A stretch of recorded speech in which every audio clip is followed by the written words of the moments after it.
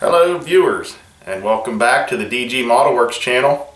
I remember not long ago I had a layout update video, and in that video I gave you a little bit of a backstory about what I wanted to do with the layout, the direction I wanted to take it, but I also had some concerns. I will address those in this video.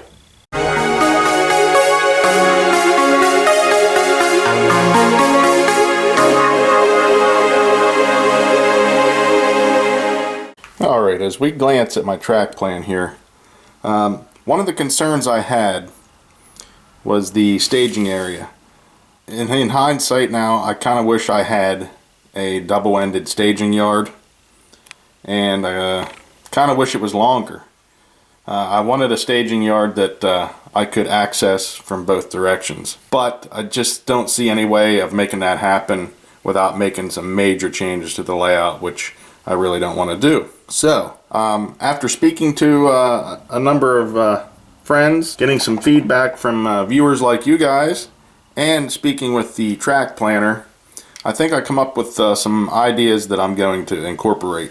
I resorted to the fact that if I wanted to run super long trains on this layout, I'm just going to do that whenever I want to sit back and watch a train run. The size of this layout, an extremely long train will be kind of ridiculous, and really if I'm going to be running a long train, that's probably when I'm just going to be sitting there watching it run, which every now and then that's what we like to do. So anyways, I'm going to kind of adjust this staging area, which is outside the layout. It actually goes through there is where it'll start. Now the problem is it has to be temporary or removable because that interferes with the main entrance to my house. So instead of, this is roughly 8 feet. So if I'm able to build it, bring this out and go at an angle, I can get roughly 12 feet of staging yard. Now it's still only going to be single end, but that's all right. But anyways, 12 feet is pretty much the same length as what I would be using for an arrival or departure track in my yard area. So anything coming from that direction and heading into the yard will fit. So that works out great there. And I'm okay with that. Now I can get a little bit longer of a train that way. And to solve the problem of having, I either wanted a double end staging track or one that I could access from the other direction. To address that concern without making any huge changes to the layout, I'm going to have to move this around here. The plan is, we'll move over here.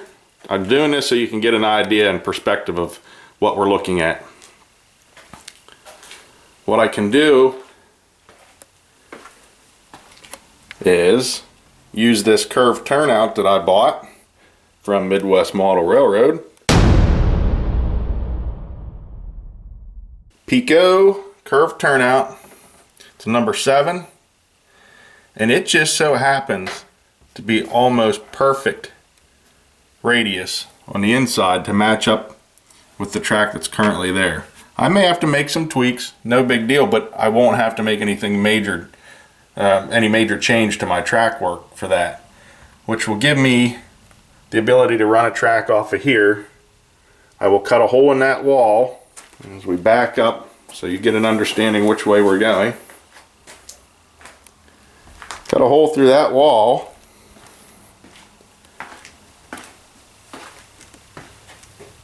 And it'll come through here.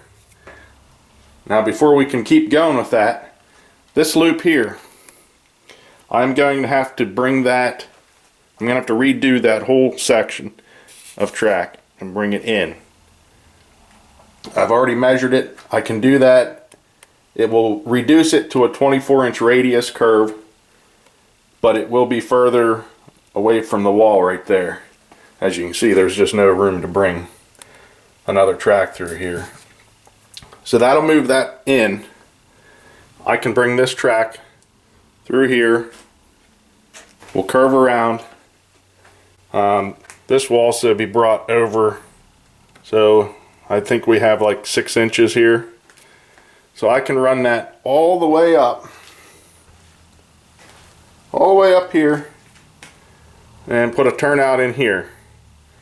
So I could access that from both directions, and that'll give me roughly 16 feet of track for a hidden staging track. The problem is figuring out a way to hide all of that. I mean, that's a lot to try to hide when I don't have a lot of space. You know, in a corner you can do a mountain, that's not bad, even over there. I don't really want to run a mountain or a hillside all the way around, you know, 16 feet. That's just a lot of mountain scenery that I don't really want to get into. Now, I do have an idea to cover most of this, and my idea is to use something that's in the Pittsburgh area. The Norfolk Southern Main Line actually runs through a park in the Pittsburgh area, but it's really cool, and actually I've never seen it in person, and I would love to go see it in person. But I'm thinking I could maybe build a wall like that along the main line here. Maybe at the end make it look like, you know, it's kind of a hill or something with a tunnel portal.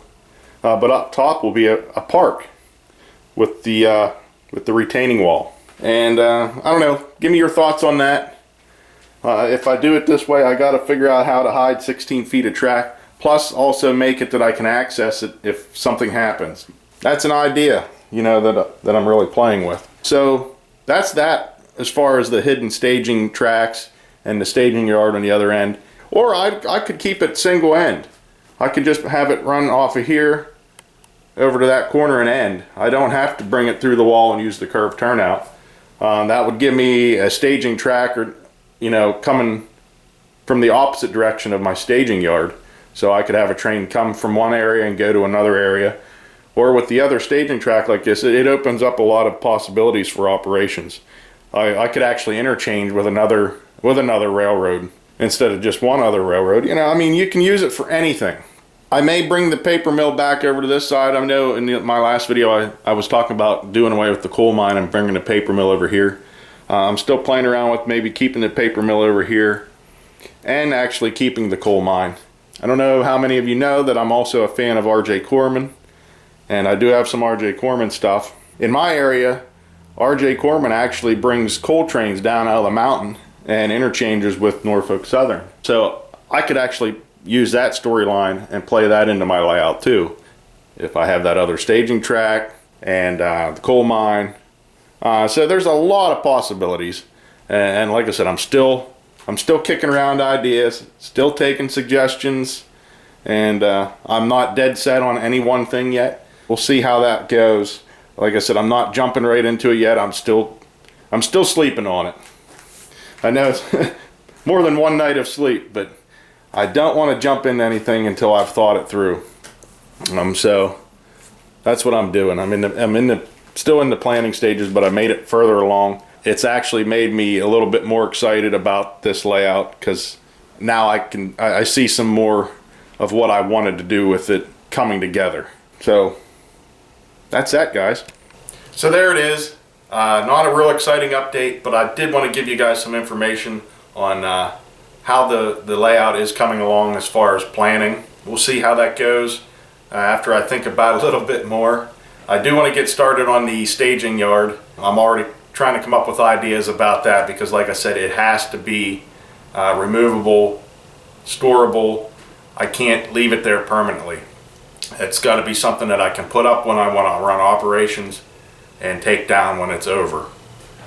Even for that sake, it may not be whatever the plan was, like a 5-track. I may cut that down to 2 or 3, but it will be longer. So that's the idea. We'll see how that works out. Let me know what you think. I'm always happy to hear your ideas and suggestions. We'll see what we come up with. Alright, that's all I have. So don't forget to like, subscribe, and check out some of my other videos. Alright, take care, guys.